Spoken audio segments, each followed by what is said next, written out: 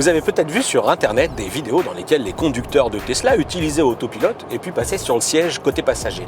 Dans la vraie vie, voilà ce qui se passe. Je suis au régulateur, je vais maintenant activer autopilote. La Tesla prend la main, me met au centre de la voie et regardez ce qui se passe quand je retire ma ceinture. Immédiatement, j'ai des bips et le véhicule freine très fort. Alors, je vais vite reprendre la main parce que je suis passé de 130 à 90 en un rien de temps.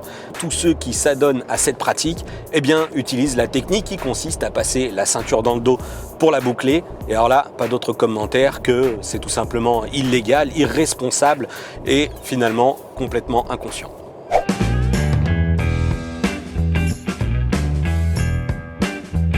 Les Tesla ne sont pas des véhicules autonomes. Autopilote est à considérer comme une technologie d'aide à la conduite.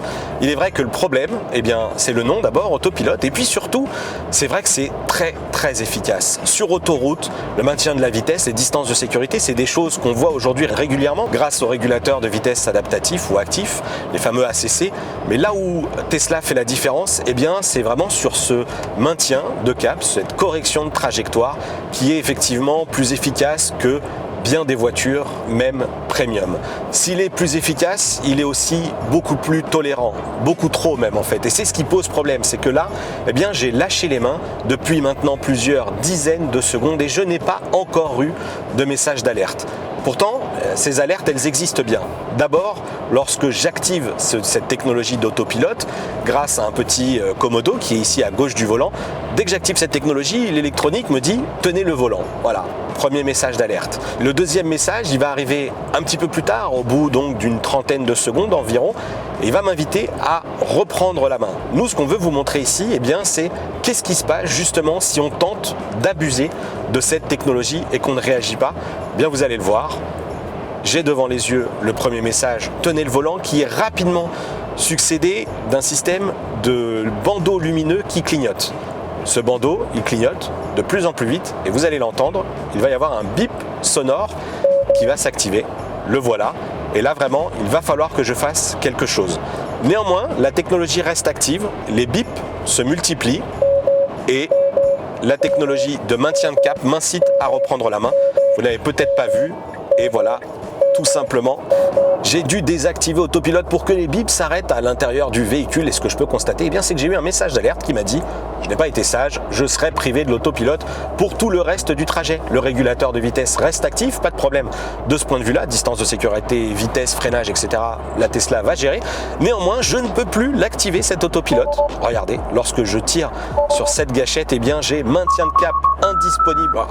Ça bip de partout parce qu'à partir du moment où je vais commencer à me rapprocher des lignes, eh bien là, le système est intransigeant avec moi. Il faut que je reprenne la main et que je sois vigilant. Voilà, si vous n'êtes pas sage, si vous ne respectez pas les conditions d'utilisation d'autopilote, vous en serez privé jusqu'à arrêter le véhicule, passer en mode parking, puis repartir.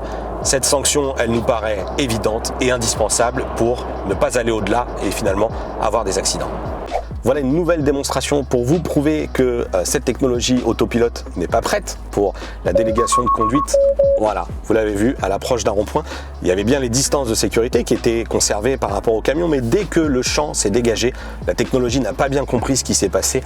Et puis finalement, j'allais entamer une trajectoire complètement aléatoire et donc dangereuse.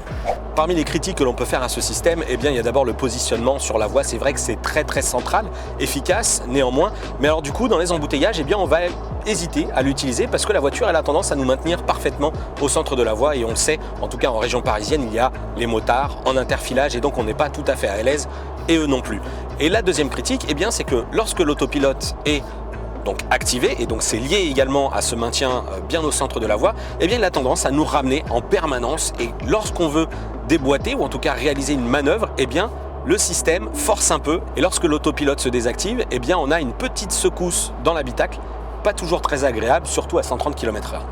Il y a bien quelque chose que l'on voudrait voir arriver sur cette technologie autopilote qui se veut aussi aboutie, et bien c'est tout simplement la lecture des panneaux. On a quand même des caméras au pare-brise, on a ici un grand écran numérique et finalement les caméras pourraient nous indiquer les limitations de vitesse à respecter, mais surtout elles pourraient aussi les transmettre au régulateur de vitesse qui deviendrait alors intelligent et serait capable d'ajuster en permanence la vitesse à respecter, passer de 130 à 110, 110 à 130, 110 à 90 en fonction des limitations, ou à 70 ou même 80 évidemment. Et là, eh bien, ce n'est pas le cas, c'est un peu dommage. Là-dessus, certains constructeurs allemands ont pris le pas. Peut-être que finalement Elon Musk, qui est le grand spécialiste des améliorations via de simples mises à jour, nous proposera cette fonction un jour.